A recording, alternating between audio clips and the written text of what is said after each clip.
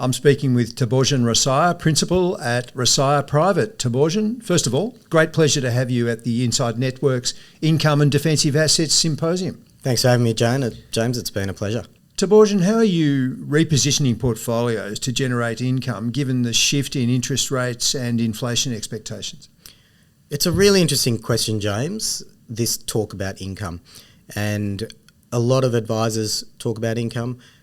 Even clients ask about income as well.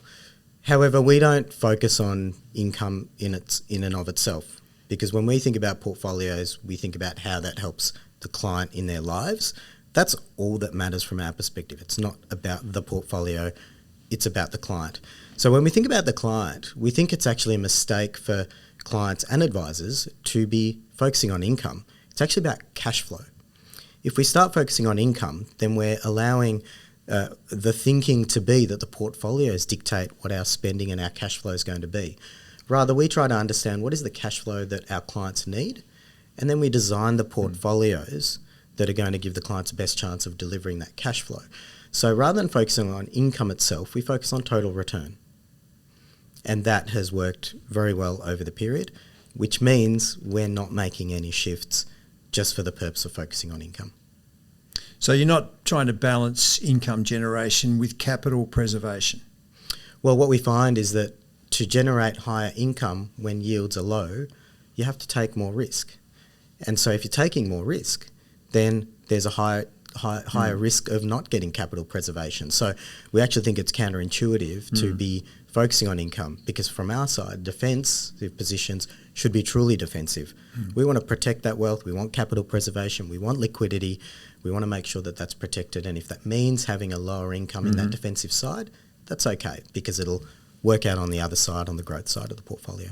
How do you communicate the trade-offs between nominal yield and real after inflation income to clients, particularly if they're retirees?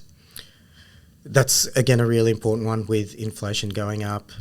Real versus nominal is the thing we have to talk about.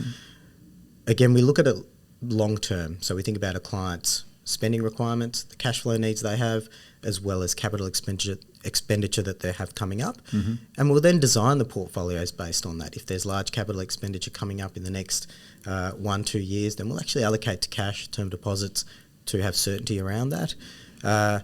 Again, we're looking at total return on the portfolio rather than income, which means that we're not introducing unnecessary risk into the portfolios when we have the growth part of the portfolio delivering the inflation hedge that we need for our clients. Have you made any tactical shifts in your fixed income or credit allocations in response to current market conditions? We haven't, James.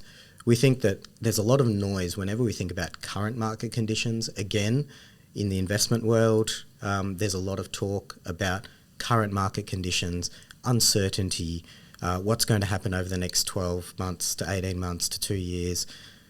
We have a view, and I have a view, that we never know what's going to happen over the next 12 months to 2 years.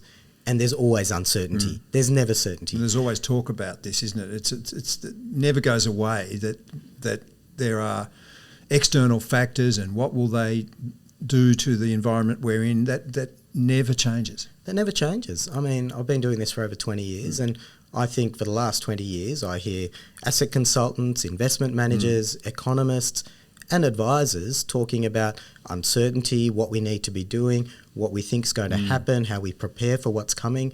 But what I found is that whatever they predict always ends up wrong. And if we could predict the future, we wouldn't be standing here, we'd be sitting in the Bahamas somewhere. So none of us can predict the future.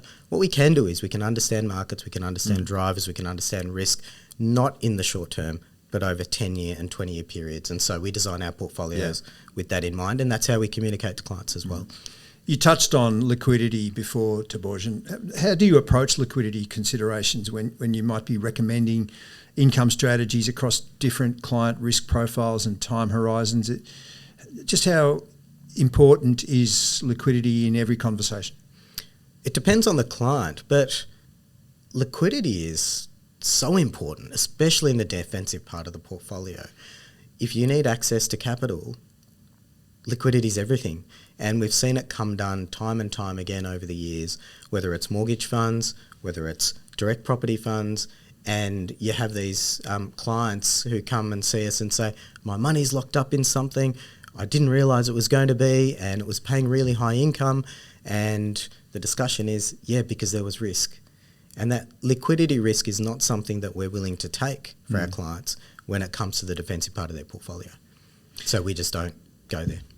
Thabojan Rasiah, it's been a pleasure having you. Thanks, James. Great talking.